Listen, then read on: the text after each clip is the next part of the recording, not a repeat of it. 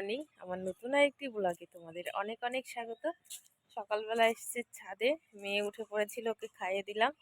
তো ছাদে এসে এত ভালো লাগছে, কারণ আমার লঙ্কা গাছগুলো দেখো ওদের জায়গাটা বদল করে দিয়েছি। যেখানে ছিল সেখানে ছায়া পড়ে যেত একটু বিকেলের দিকে। তারপরে দেখো এখন রোদ্রে রেখেছি, কি সুন্দর হয়েছে। তোমাদের ব্যাক ক্যামেরায় দেখাচ্ছি।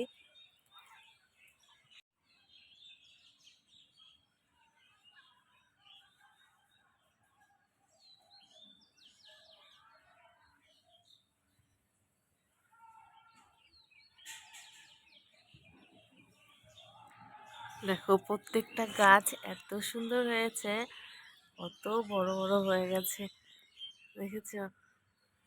আর সূর্যের আলো পাচ্ছে ভালো এখানটায়, যার জন্য খুব সুন্দর হয়ে গেছে। এই দেখো, এই গাছটাতে আবার ফুল এসছে। ওরে বাপরে, এই দেখো, দেখেছো? এই গাছটাতে আবার ফুল এসে গেছে। আর এই এই ডোলো লঙ্কার গাছগুলোতে এখনো ফুল আসেনি, এগুলো পরে আসবে। আর এই গাছগুলো এটা লোকাল হয়তো। দেখো এই যে এই এই দেখো, দেখেছো? ফুল চলে এসছে, কি সুন্দর লাগছে। আর এই পাশে দুটো আছে, এই যে। আর টব নেই, থাকলে না আরও লাগানো যেত।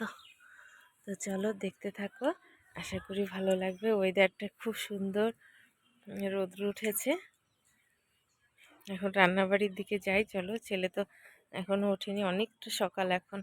আর এই যে গাছটার এখন ঘরে ছিল না, এখানে আনা হয়েছে। মেয়ে শুধু ওই গোড়ার মাটিটা ধরে মুখে দেয়, এর জন্য এখানে নিয়ে এসেছি। তো বাড়িতে এরকম সবারই বাড়িতে না এটা করা উচিত। প্রত্যেকটা বাড়িতেই যার যতটুকু জায়গা আছে, প্রত্যেক দিনের খাবারগুলো, সবজিগুলো, যেমন ধরো একটু ওই পালক শাকের গোড়াগুলো লাগালে পরে, তারপরে ধনেপাতা, লঙ্কার চারা, তারপরে একটু গাজরের দানা ছিটিয়ে দিলে সুন্দর। ঘরের জৈব সারের জিনিসগুলো দিয়ে মানে একদম স্বাস্থ্যকর খাবার হয়। আর দেখো, সকালে উঠে আমি ছেলেকে স্কুল পাঠিয়ে দিয়ে তারপরে চলে এসেছি রান্নাঘরে। ছেলের আবদার, মা সয়াবিন করবে। এমনিতে তো শুক্রবার দিন আমরা পনির করা হয়। আর এখানে বাঁধাকপি ঘন্ট করেছি। দেখবে বাঁধাকপি ঘন্টতে না কাঁচা লঙ্কা না খেলে আর ভালো লাগে না ডোলে, তাই না? তো ছেলের আবদারে সয়াবিন করছে। আর সয়াবিন খাওয়া সত্যিই ভালো, আমার ছেলে খুব ভালোবাসে। তারপরে মেয়েকে ঘুম পাড়াতে এলাম, আর এরপরে ডিউটি যাব। তা ডিউটিতে অনেক সকালে গিয়েছিলাম, তারপরে এসেছি সন্ধ্যের দিকে। এসে আসার পরই না আমার মেয়ে আর আমাকে ছাড়তে চায় না। ও একবারে কান্নাকাটি শুরু করে দেয়। ওকে নিয়েছিলাম, ওকে খাইয়ে ঘুম পাড়িয়ে দিয়েছি, তারপরে উঠে পড়েছে। আর মা বাবা গেছে সৎসঙ্গে। আর এদিকে আমি বর এসে গেছে।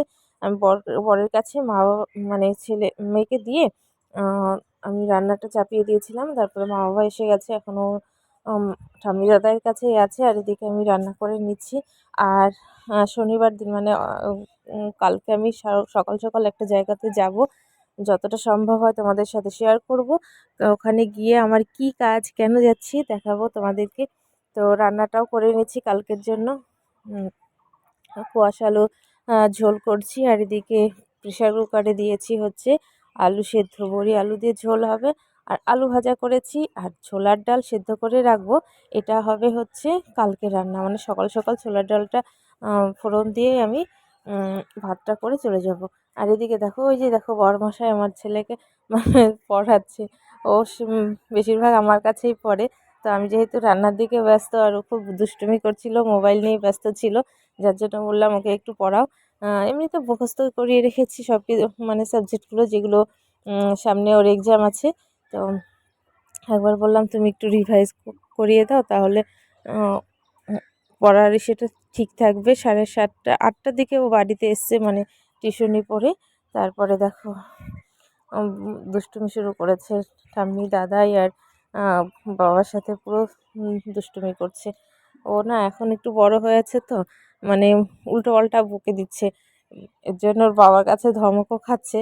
যাই হোক, এরকম বাচ্চারা আস্তে আস্তে শিখবে। তো দেখো রান্নাবাড়ি কমপ্লিট করতে থাকি, এরপরে মা বাবাকে খেতে দেবো, ছেলেকে খাওয়াবো, মেয়েকে খাইয়ে ঘুম পাড়াবো, আর বরকে খেতে দিয়ে দেবো, কারণ আজকে তো নিরামিষ, তো মা বাবার সাথে খেয়ে নেবে।